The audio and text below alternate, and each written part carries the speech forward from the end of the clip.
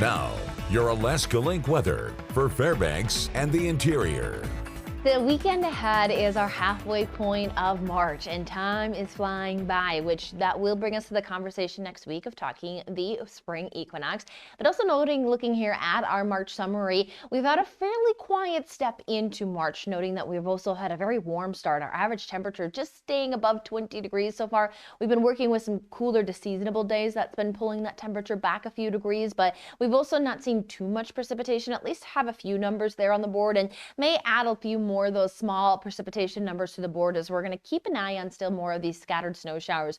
Wave that is fairly weak but can be influential is going to continue to persist with some of these scattered snow showers seen at Denali National Park. Now, a lot of it getting absorbed there into portions of the Alaska Range and then pushing its way there into more of our western communities, allowing for that accumulation. But a few of those flakes may be found here for the Fairbanks area, so at least be mentioning some scattered snow showers as we head here into our Saturday. We're overnight temperatures with that cloud cover, as well as noting that when we have some of that more of that flow coming in from weak waves from our south, that can lead to us seeing that warmer trend, and we'll see that definitely pull in for next week. As what we're monitoring here for the weekend ahead is, again, scattered snow showers, minimal impacts. We will not deal with too much concern there, but we will note that we are going to see that into the end of the weekend and next week we are watching some changes. We'll be watching some winds, as we will see that the active weather pattern is going to return across the south central, and a lot of times in those systems, especially if they can pull into the south central, that leads to some of those increased winds here over the range, causing for some concerns here in for our interior region.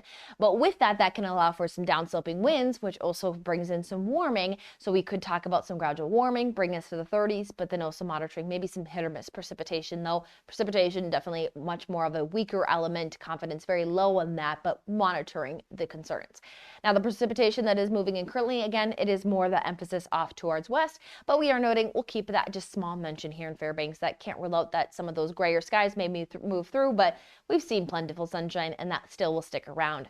Now, sunshine again as we head here into our weekend is just shy of that 12-hour marker. We will climb above 12 hours next week and see that that is only continuing to see more and more of that daylight stack up as we head into summer. 8:06 is our sunrise, and nearly 8 o'clock is our sunset.